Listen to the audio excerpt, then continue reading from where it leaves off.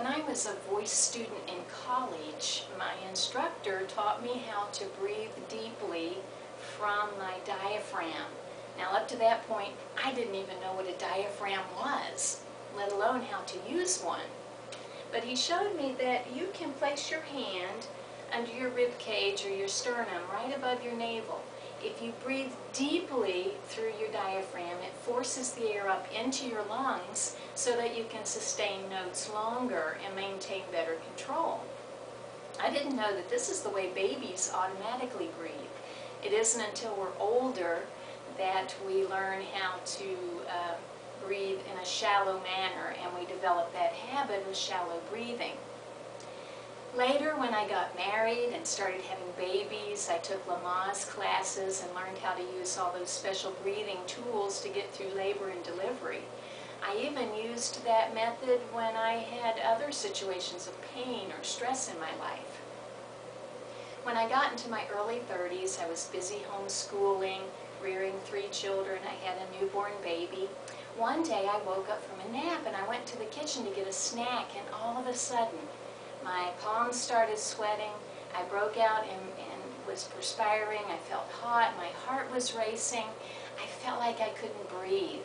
Well, it really scared me. So I asked my 7-year-old daughter to call 911. We got a neighbor to come over and watch the kids, and off I went in the ambulance to the ER.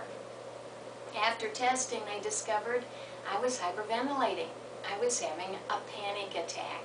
Well, I'd never had a panic attack before, didn't know what the symptoms were.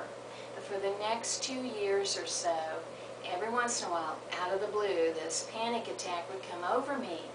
And I knew that I had to do something to take care of these situations. So I went back into my deep breathing.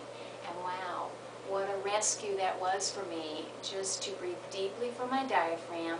It got my body regulated, sent oxygen to every organ. You know, it's almost impossible to be stressed when you're breathing deeply. Deep breathing, wonderful tool. In the last couple years, God has placed on my heart the burden to walk through the scriptures, start in Genesis all the way to Revelation, and look for His grace. I've been using the phrase with myself and with women, breathe deeply His grace. And so I thought, well, wouldn't it be neat to trace His grace through the scriptures? In the New Testament, we see lots of God's grace as exemplified through Christ, who came to fulfill the Old Testament law. But I suspected that His grace was also evident in the Old Testament, and I wanted to see it for myself. So I invite you on a discovery, a journey of sorts, to travel with me through the Bible as we note particular places where God exemplifies His grace.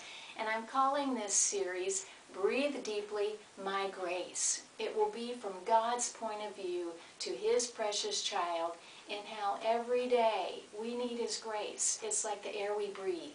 We need His grace just to survive.